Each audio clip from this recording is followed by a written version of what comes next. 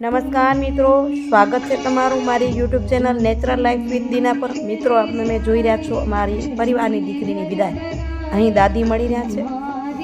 દાદી પુત્રીના પ્રેમને તમે નિહાળી શકો છો। પૂરો આપ્યો છે, પૂરો વિડીયો પાછળ જોજો। આ મોટા મમ્મી અને આની મમ્મી મળવા આવી રહ્યા છે।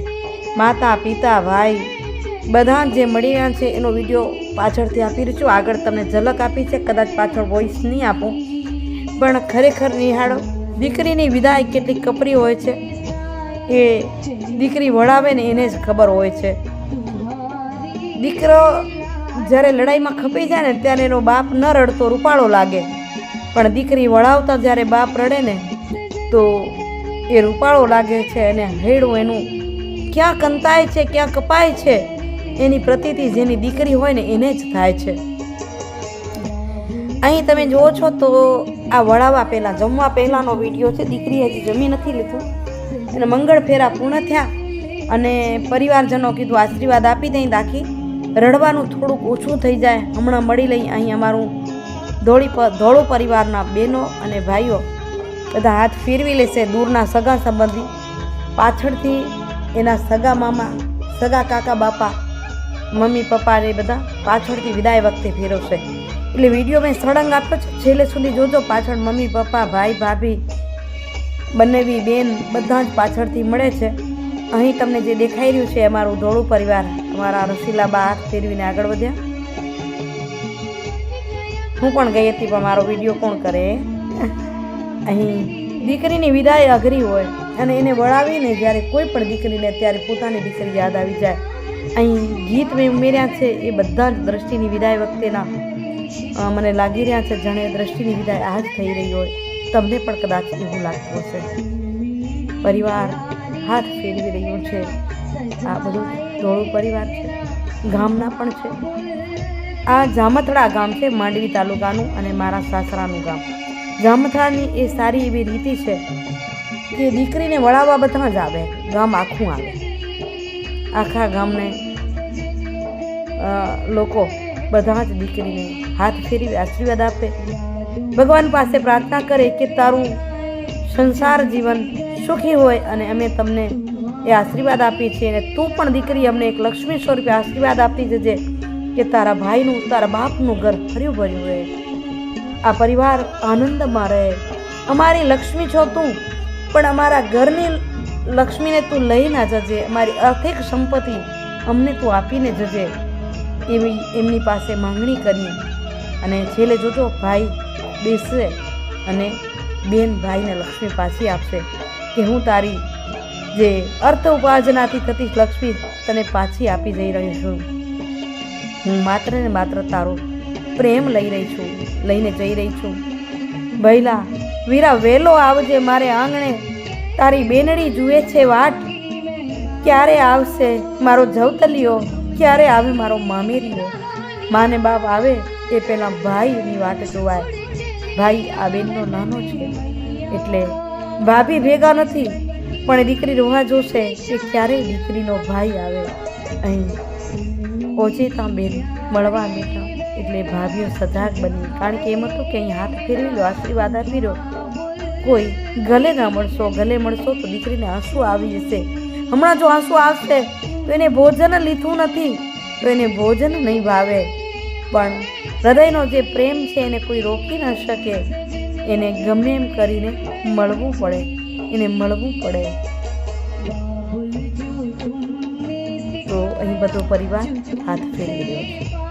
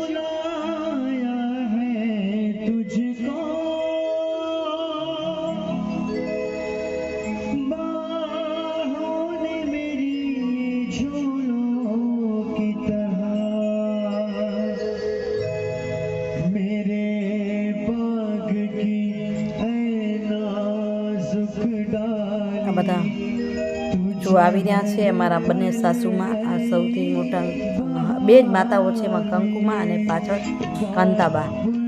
બે વડીલ માતાઓ હાથ ફેરવીને નીકળ્યા. અને અહીં પરિવાર અમારો બહુ મોટો છે એટલે ખૂટે નહીં. એક પછી એક બહેનો અને ભાઈઓ આવતા જશે. અરુણાબેન જેની દીકરી અને સેજલ બંને બેનપણી છે એટલે મનથી ઘણું દુઃખ થઈ રહ્યું હોય એ સ્વાભાવિક છે.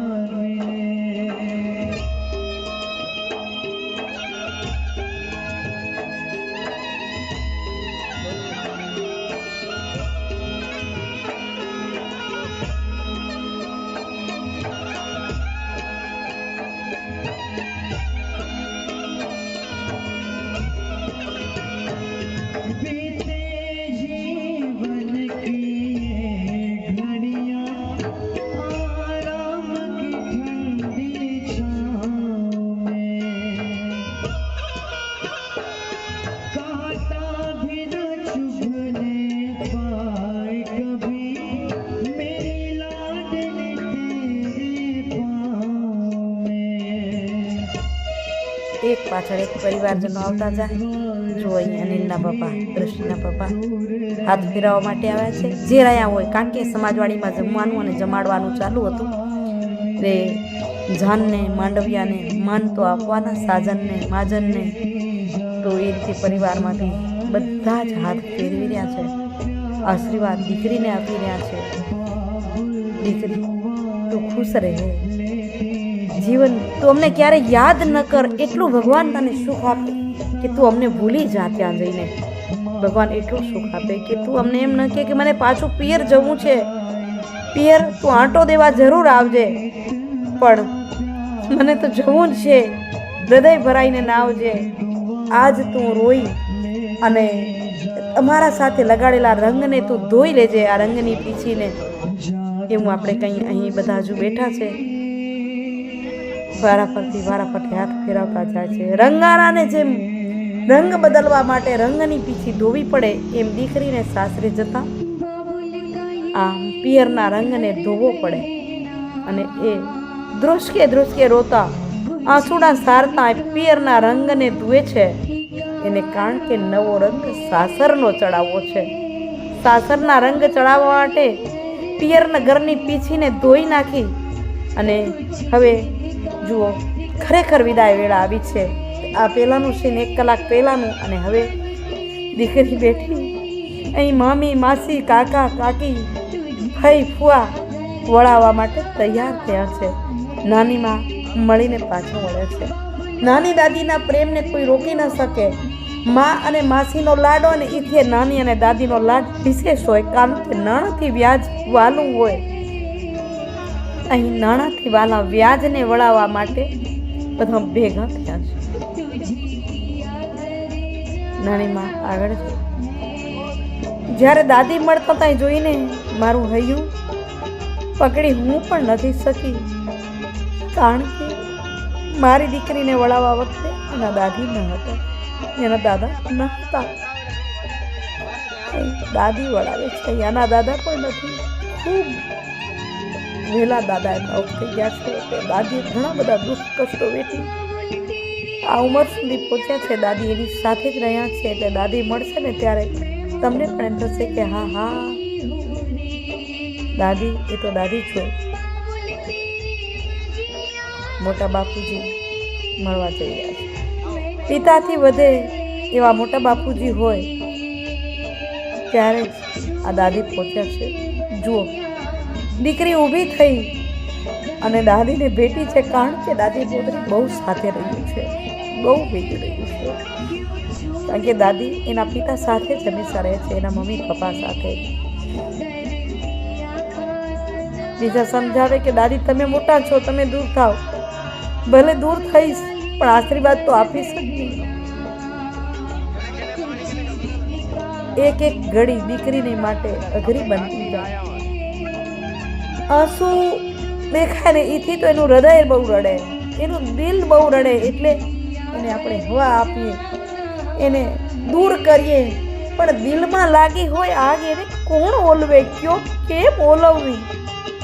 એ જ એક દીકરી વિદાય વખતેનું કડવું સત્ય છે. હરખ ભરેલો પ્રસંગ જ્યારે વિદાય આપીએ ત્યારે દુઃખ ભર્યો થઈ જાય, એ દર્દ ભર્યો પ્રસંગ થઈ જાય. અને એ દર્દ સહન કરવાની શક્તિ એ વેળાએ પરમાત્મા જ આપી શકે. જગતની તાકાત નથી. કારણ કે કાળજાના કટકાને વહમો કરી દૂર કરવો છે, એને પારકો કરવો છે. જેને આપણે ઓળખતા નથી એ ઘરે એને આપી દેવો છે. મોટા મમ્મી મળવા આવે છે. પાછળ બંને ભાઈઓ, એ ત્રણેય સંબંધો એવા છે કે જ્યારે માની ગેરહાજરી હોય ને ત્યારે આ ત્રણ સંબંધ એવા હોય એ માની ખોટ પૂરી શકે. એ સંબંધો એ મળી રહ્યા છે, બે ભાઈઓ અને મોટા મમ્મી. હમણાં જ બીજા મોટા મમ્મી પણ આવશે. એ પહેલાં એની મમ્મી અને મોટા મમ્મી આગળ વધ્યા છે. ત્રણ દેવાની છે, ત્રણ દીકરી, ત્રણેય માતાઓ. દીકરી બેટી છે માને, એના મમ્મી પણ મારા જેવા કડક છે. એ સમય ખૂબ પકડી જાય એવા છે. દુઃખને ગળી જવાની તાકાત ધરાવતી મંજુલાબેન આજે ધ્રુસકે ધ્રુસકે રડી છે. અસુડા સાર્યા છે, હૃદય રડ્યું છે. બીજી બાજુ પિતા બાબુભાઈ ને પકડવા મુશ્કેલ છે, કારણ કે ફુવા હાથ પકડીને ઊભા છે. ગમે એ દુઃખમાં એક પગ ભરાવી ઊભા રહેતા પિતાને આજ સહારો જોઈએ છે, બાનો હાથ પકડનારો. અને દીકરી બેટી છે. આપણે નહીં દેખી શકીએ કારણ કે પરિવારજનો એને વિટોળાઈ પડ્યા છે. માતાને છાની રાખવા માટે મોટા મમ્મી છે, પણ મામી પણ પહોંચ્યા છે, ભાભી પહોંચ્યા છે. કે તું સમજદાર છો, દીકરીને વળાવવી પડે એ હકીકત છે. તમે હૃદયને પકડો, તમે દિલને પકડો, પણ પકડવું ઘણું મુશ્કેલ છે. ન રડવું હોય એનાથી પણ રડી જવાય, ન પકડવું હોય એ પકડી ના શકે. અહીં દીકરી વિહવળ બની છે, અતિ વિહવળ બની છે. મામા હાથે ફેરવે, કારણ કે મામા એક એવું પાત્ર હોય, બે માનું પાત્ર હોય. અહીં મોટો ભાઈ મળ્યો. ભાઈ જેવું લાડલું પાત્ર જગતમાં કોઈ નથી. પણ સમય સમયની બલિહારી ધ્રુસકા સાંભળશો તો તમે પણ ડગી જશો. એવા ધ્રુસકા એના સંભળાઈ રહ્યા છે. બહેનો મળી રહી છે. સગી બેન એક છે, ભાઈના દીકરી, મોટા બાપુજીના દીકરી, બધી જ બહેનો એને આશીર્વાદ આપે, આશ્વાસન આપે. આશીર્વાદ આપે સાથે આશ્વાસન પણ આપે કે છાનું થઈ અને જવું છે. વિદાયની વેળા વસમી છે, અઘરી છે, ખૂબ અઘરી છે.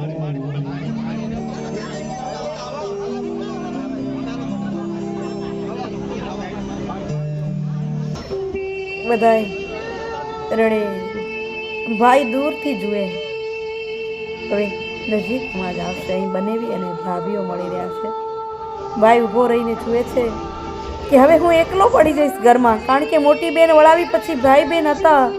હવે ભાઈ બેનમાંથી મારી બેન જશે સાસરે, આ ઘરમાં હું એકલો પડીશ.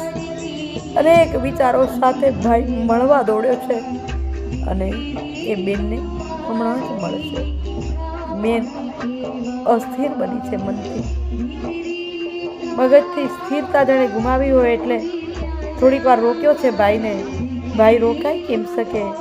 તમે જોશો તો તમે પણ રડી શકશો. એટલી તીવ્રતાથી એને બેનને મળવાની કોશિશ કરી છે. ભાઈ ઊભો છે, હવાના પાણી પીવડાવું કે થોડીક સ્વસ્થ બને. ના પાડે છે, મને પાણી નથી પીવું, પણ કોશિશ કરી કે સ્વસ્થ બને, કારણ કે આ બધાનો ભાર, આપણે અલગ બનીએ એ એકલી છે અને બધાનો ભાર લઈને જીવી રહી છે. રડી રહી છે કે હસી રહી છે એ જ સમજાતું નથી, કારણ કે હસવાનો કોઈ કારણ નથી. અહીં હૃદય રડી રહ્યું છે અને ભાઈ ભેટ્યો છે. મેં તમને કીધું એ રાહ જોઈને ઊભો તો, કંઈ મને મારા બનેવી રજા આપે કે હું મારી બેનને મળી લઉં, હું મારી બેનને ભેટી લઉં. હું હૃદયથી ખૂબ ભેટ્યો છે. ભાઈ બેન અહીંયા હલકા ખરાય એટલી વાર રડી લીધું છે. હવે નીચે બેસાડી બનેવીઓ અને ભાઈઓ કહે છે શાનો રહે, શાંત થા તો તારી બેન તને લક્ષ્મી આપે, તને પાછી એને મળેલા આશીર્વાદમાંથી તને આશીર્વાદનો ખોબો આપે. અહીં બધાના અહીંયા ભાગ ભરાઈ ગયા છે એટલે બધાને પાણીની વ્યવસ્થા શરૂ કરી અને ભાઈને ખોળામાં બેને લક્ષ્મી આપી, ભાઈને ઊભો કર્યો છે. કહું છું ને, કાંઈ પણ કામ હોય દોડીને જતો હોય, જેની પાની પટે નડતી હોય એ ભાઈના આજ પગ ખૂચી ગયા છે. એ બેનને પણ ઉંમરો ડુંગરા જેવો લાગી ગયો છે. એટલે કીધું છે અડતો નહીં જેનો પગ ધરતી પર, એનો ત્યાં જ થીજી ગયો. જમાઈ રાજ આવ્યા, બાવડું પકડી ભાભી ઊભી કરશે અને એની આ વિદાય થઈ રહી છે. ઉંબરો એને ડુંગરો લાગ્યો, ઉંબરો ન ઓળંગાયો, કાળજા કેરો કટકો ગાંઠથી છૂટી ગયો, હાથથી વછૂટી ગયો. વિડીયોનો એન્ડિંગ કરું છું. આજનો વિડીયો આશા રાખું છું કે ગમ્યો હશે. ગમ્યો તો લાઈક શેર સાથે શેર કરજો, કમેન્ટ કરીને કહેજો. આવજો મિત્રો. ઓમ નમઃ શિવાય. જય ઉમિયામાં.